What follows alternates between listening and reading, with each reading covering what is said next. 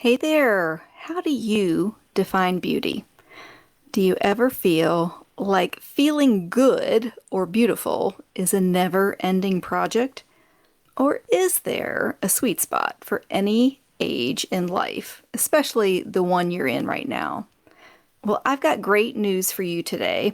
My guest and I are talking about how you and we can choose what is beautiful for each of us, and we can always choose something better for ourselves and know that you are worth it.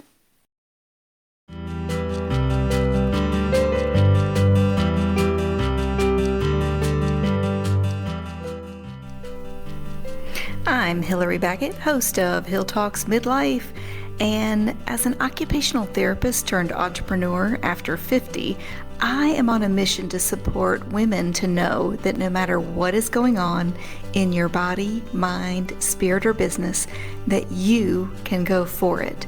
And you can know that you're not alone. And that's why we created the Women's Midlife Network.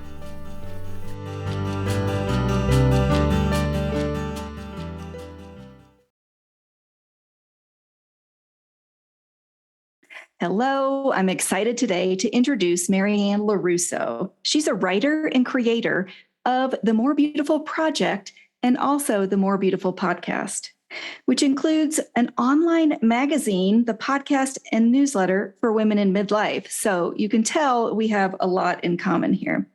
Maryann brings to More Beautiful 3 decades of experience as a journalist and media executive. She's a native New Yorker, but currently lives in San Francisco with her husband, kids, and a rescue dog named Mochi. When she's not writing or podcasting, she enjoys volunteering in organizations such as She Can and Best Buddies. Oh, I'm excited to talk to Maryann and to share more about her with all of you. Maryann, welcome. Hi, Hillary. Thank you for having me. I'm so excited. So I think one of the messages we want to deliver is releasing perfection. And we're just going to dig right in with the media impact on redefining beauty and how it's impacted us. So my first question is, what really led you to start the More Beautiful Project? Thank you. That's a great question. Well, as you know, I was a journalist for many years. I worked in the crazy world of magazine publishing, and I wrote a lot about fashion and beauty. And I eventually freelanced, while I was raising my kids and continued to write in those fields. And as I got older, I started to notice that we women were given a lot of messages about what we no longer had, right? Or what we were losing. We were losing collagen. We were losing estrogen. We were losing our kids when they flee the nest. We were losing our youth, our looks, you name it. The list goes on. And I said, wait, no, we're not losing things. I think we're gaining them. We're gaining wisdom, we're gaining experience, we've gained perspective, we're gaining empathy, compassion. I knew for one that as I was getting into my 40s and now 50s, that I was just a much better person. I would have made a much better manager, a much better employer. I was certainly a better writer, after having experienced motherhood and all the other stuff that comes with getting older. And so I wanted More Beautiful to be about what we have more of and embracing it. Oh, that's so much more energizing. Instead of thinking about the loss or less than, the more of and being better.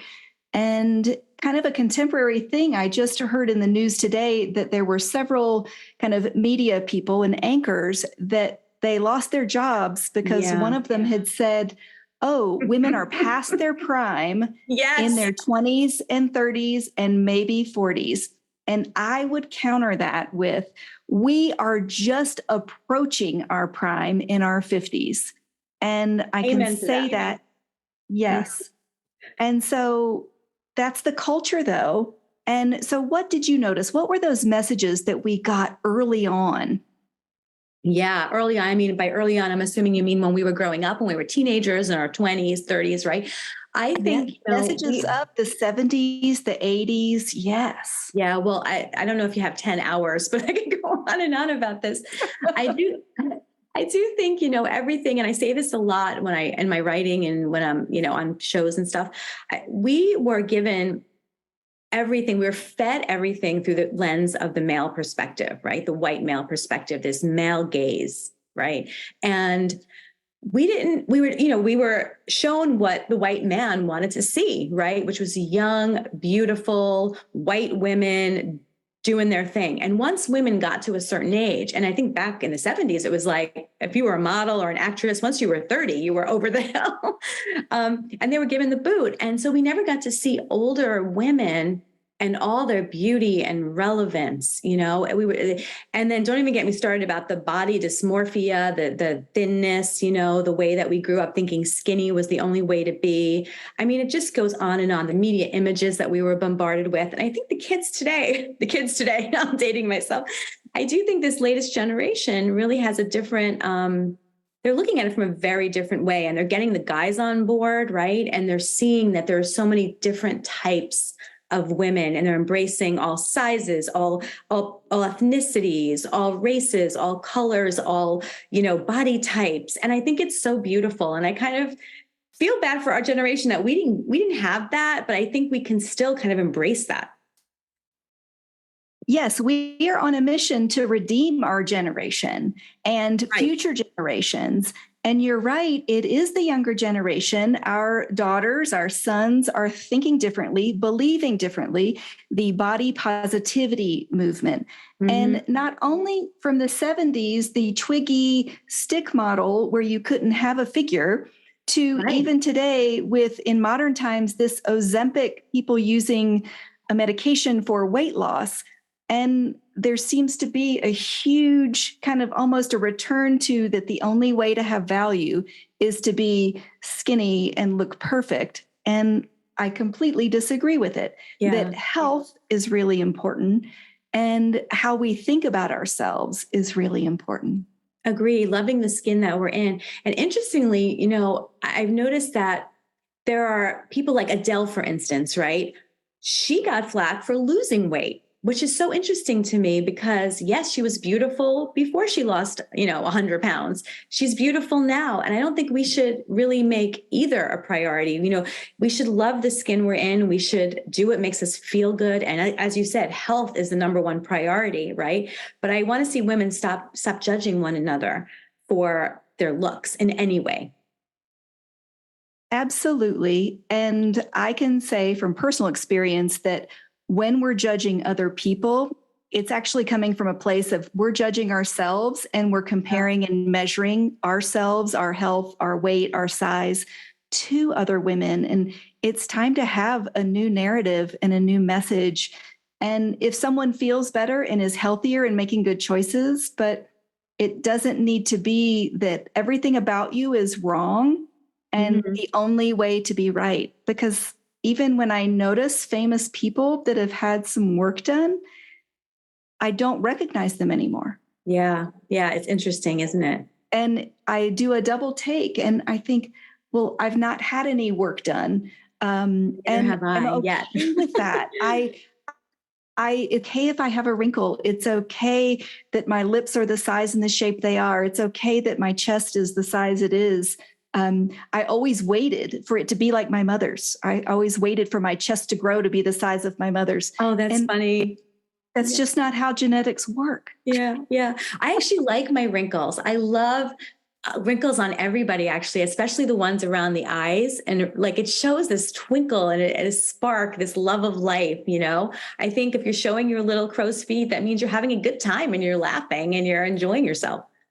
Absolutely. Yes. I like to see facial expressions on people. And speaking of sparkle, I've taken a brave challenge over the years, and I stopped coloring my hair. It's not fancy if someone is catching this on YouTube. Usually I have it styled a little bit, but accepting ourselves and releasing that perfection is really important to feel good in our bodies, in our minds, and in our businesses. So absolutely. And I love your hair like that. It's beautiful. So keep going. Thank you.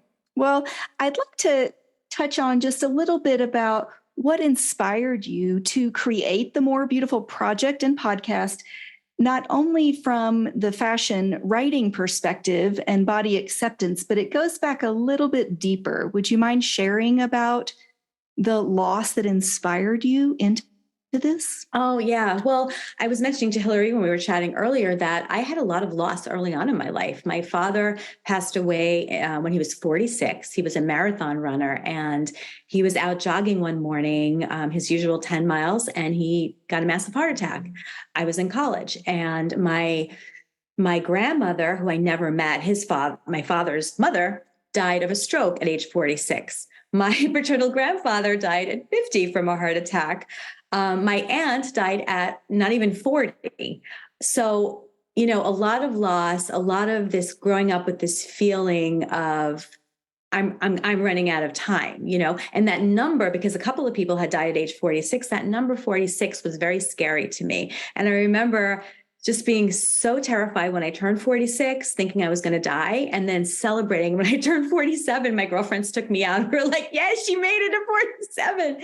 But it took me a while to realize that you don't have to be your family history. You don't have to, be subject to those illnesses, those diseases. You can do things, right? So I kind of I empowered myself by taking charge of my health. And I was always a really healthy person, but I kind of took it to next level, like really watching what I ate, really, doing all the things, making sure I was exercising, taking time for my mental health and to recharge my batteries and to not be stressed all the time, and doing all the things that we should be doing, but when you're faced with this kind of family history, you kind of say, look, I've got to do it. It's not a matter of, do I feel like doing it? I got to do it. And I need to set an example for my own kids. So to your earlier point and question about the beauty thing, for me, like staying healthy it's all about me being here for my kids, being here for my husband, enjoying my golden years, But you're right. I mean, those kinds of losses do take a toll.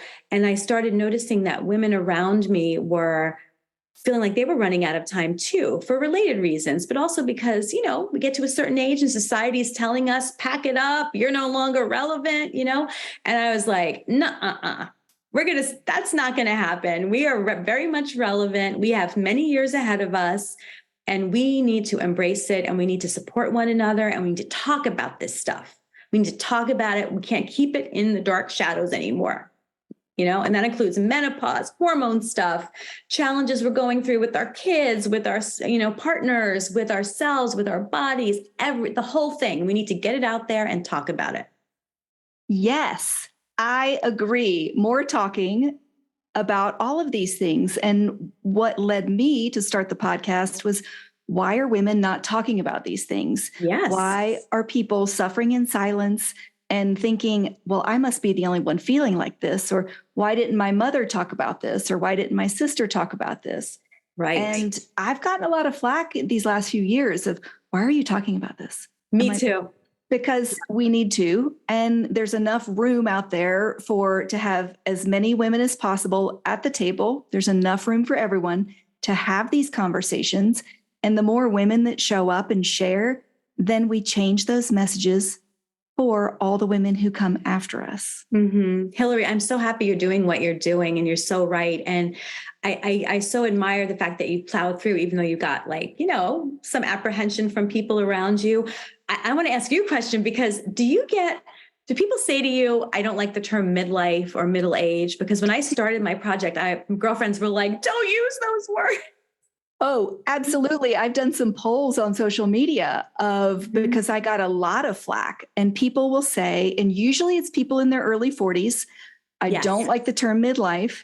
And I'm like, okay, just because the psychology books and developmental specialists say midlife is generally age 40 to 60, they're just kind of giving it a range, kind of like teens is more defined, 13 to 19. Right. But midlife is a bigger stage. And the feedback I received was, people think it's saying, well, you're midway, you're halfway done. And it points to an ending. So the answers I got were, some people are like, no, I'm a Gen X. I'm like, I don't even know what that means. And Gen X is now could be 42, 40, you're 42 or 43. That's the youngest of Gen X. Right. And I'm Gen X and I'm 54. So. Okay. See, so it's kind of this, is it the generation of the age you're at? Is this the stage? Is it development? Some people said, oh, it's my second act. Oh, it's my next chapter. And I thought, whatever you want to call it, You can call it whatever you want, but we had to start somewhere. If you're writing a blog There's or no a other podcast, word. you need to come up with some words. And some people have very strong feelings, and I honor that. And I think that's how you and I can have these conversations. We're both willing to use the term midlife. Listen, if I'm in the middle of my life at 54, I say bring it. That's awesome. You know? I hope at 52 that I'm going to make it to 104. We just had one of my aunts, her mother just celebrated her 104th birthday. Oh, that's wonderful. Is still gardening and driving. It's possible. It's how you take care of yourself physically, mentally, emotionally. For some people, spiritually, whether it's a faith practice or their purpose and passion in how they're showing up in life. So I just want the message for women to know you can do something completely new and different in your 40s, in your 50s, in your 60s. That's what it's all about. That's who Hillary and I are talking to on a regular basis. Women who are pivoting and doing these incredible things in their 40s and 50s. I mean, there's so many of us. There are, and they lead to these great conversations. And I love how you've shared. So thank you on it's how are you taking care of your health? Are you noticing what you're eating, what you're drinking, how you're moving? Because a lot of us think that, well, we're so busy either with our careers or with children or with life that we don't have time for ourselves. And we're actually not serving ourselves as we could. And sometimes people wait until it's too late to make those changes. I had a forced change for my health as well. I needed to get really clear on my relationship with food, with alcohol, with exercise. And was I being really honest with myself and doing what I needed? Have you had any experiences where you really had to reevaluate what you were eating, how you were moving? You know, I have always been, I don't know how this got ingrained into me because there was a lot of obesity on my maternal side. My mother, my aunts, they were all extremely overweight. And I hate to use that term because now everyone's talking, you can't say anyone's overweight, but they were at unhealthy stages where it affected their health. And I think I can say that because they had diabetes, they got type 2 diabetes, they had health problems, they got cancer, my mom barely exercised. And so I had that going on my mom's side combined with my dad's side being, the heart disease. So my sister and I both just made this like conscious effort when we were very young to eat healthy, to research diet and exercise. I was on the track team in high school and I've been a runner ever since. So I still run almost every day, at least 2 miles. It makes me feel good. It clears my head. It keeps my weight, I think, at a place where I feel good. I had to say I'm motivated by fashion because I was a fashion editor for many years and I love my clothes and I want to keep fitting into them. So that's a little, vain, but I'm being honest here. And also just the way I pay attention to the way food makes me feel. I once had this employee in New York and, we were passing around some Halloween treats one time. And I said, hey, you want some of these? And I'll never forget what she said. She said to me, I don't eat sugar. And I said, why? And she said, Maryann, because it doesn't make me feel good. And I never forgot that. And now every time I put something in my mouth, I think, is this worth it? Is it going to make me feel good? And now in midlife, Hillary, like more things than ever don't make me feel good. Drinking, sugar, let's go dairy, too many carbs. Like it's crazy. But I try to just stay, keep it just balance. It's all about balance, right? You got to have pleasure in life, but you also have to just, you got to care about yourself, take care of yourself. Yes to that. Connecting with what are we eating and drinking? How does it make us feel? Now, I'm not talking about in that 30 to 60 seconds while it's in your mouth and going down. I'm talking about the hour or several hours or the next day, because in the digestive process, it can take a little while. And so what you've described, I think, Maryann, is intuitive eating, connecting with what we're eating and how we're feeling with the clarity in our thought, the brain fog, exactly, anxiety, how we're sleeping, because certainly I notice that when I have a full beer or alcoholic drink that I'll be awake at 3 to 4 when my liver is trying to process all that stuff and it feels overloaded. And when I could enjoy all those things and not have a negative impact, but tuning into that is such a gift to the body and the mind. And circling back to your comment on loss, I went through a grieving process, not only of the people that I lost over these years, but the food loss. There's a grieving process of once I come to terms with, okay, I can't eat this anymore. I can't drink as much of this. I need to be mindful of it. But that's a good kind of grieving. I agree. Because I think of it as it's a trade, right? It's like, yeah, I kind of miss those Twizzlers, but I like better feeling energized. Everything is a choice, right? I have a friend who lost a lot of weight after she had her second baby. Mm-hmm. And she said, I choose to be able to pick up my daughter comfortably. I don't choose the burgers and fries. And I love that. I love that. You can't think of it as like I'm depriving myself. Think of it as I'm choosing something better for myself because I'm worth it. I love choosing and that you're worth it because you're worth it. And every woman either watching or listening to this is worth it. And it's okay. And it doesn't mean you can't ever have these things. Mm-hmm. It's kind of the moderation piece.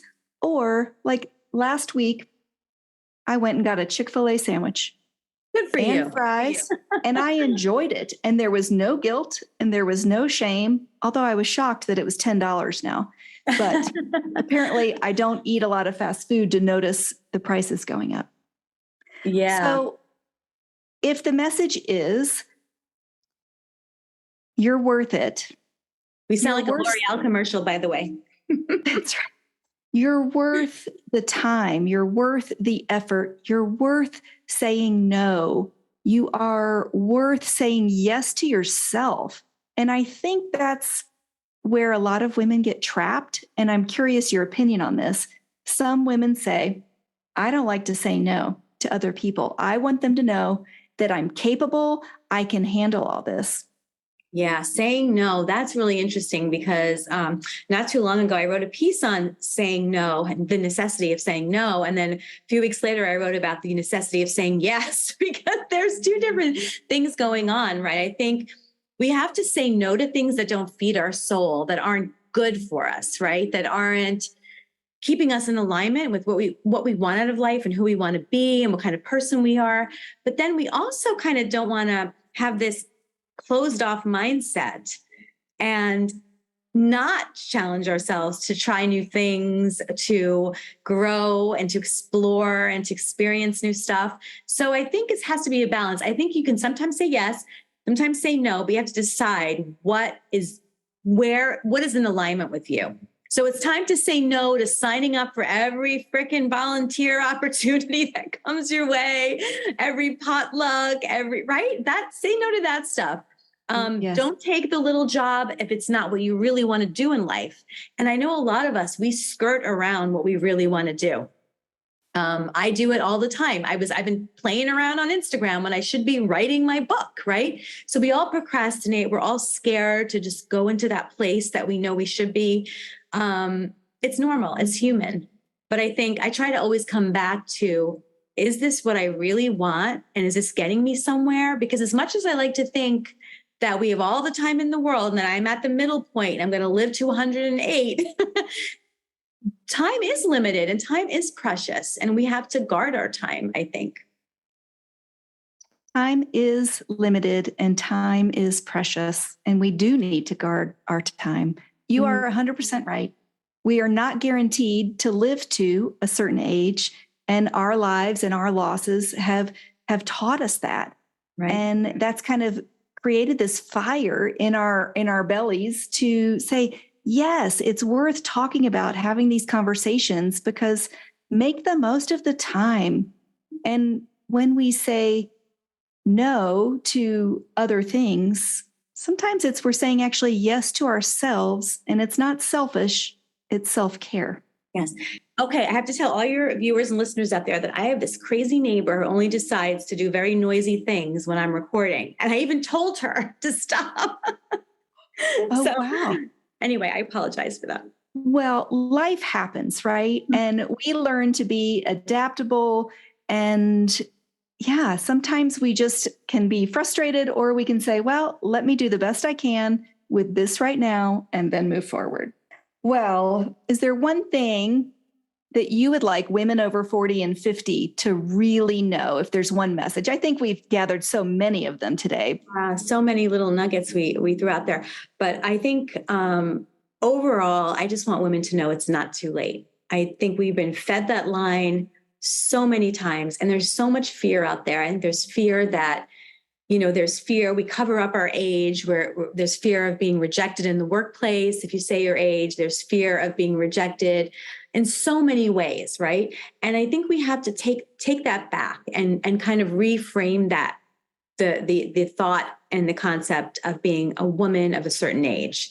We have to make people realize that this is the prime of our lives. It's this sweet spot between being young and inexperienced, and I think being kind of, ready for the retirement community. Like, this is the sweet spot. We've got everything we need to do to make our dreams come true. We've got the experience, we've got the knowledge, all the stuff I mentioned earlier.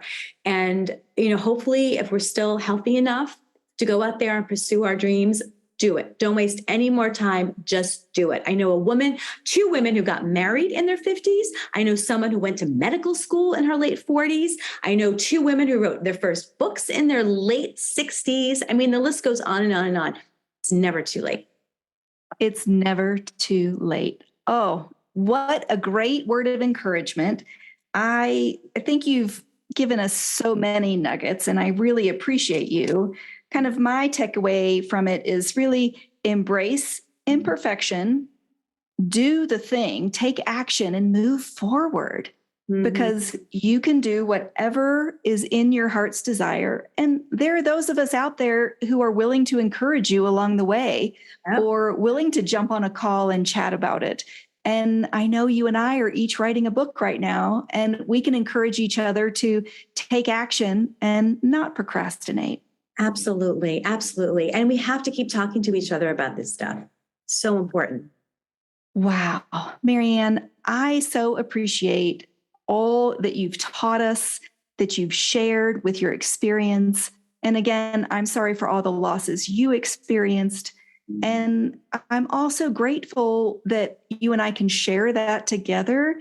And also, that is the fuel for these passions of driving, of getting these messages out there to really change the narrative for women over 40 and 50 and beyond, that you can do anything you set your mind to. That's right. And thank you so much for the work you're doing. It's wonderful. I'm in awe. Well, I love it. And until next time, thanks so much, Maryann. Thank you for having me.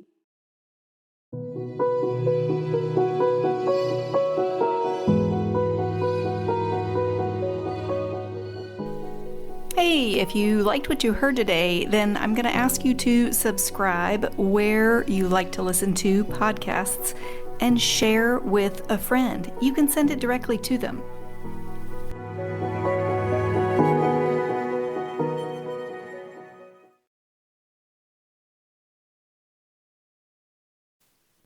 You can definitely check out Maryann at A More Beautiful Podcast or A More Beautiful Project. Connect with how we feel and what we eat. Choose something better for myself, for yourself, because remember, we are worth it. And it's never too late to make a new decision. Choose yourself. Hey, thanks for listening and being an essential part of the Women's Midlife Network. Connecting women, sharing stories, and inspiring change for decades to come. We're so thankful for you, the listeners, and we always hope you feel the love. This is Hillary Baggett with Hill Talks Podcast.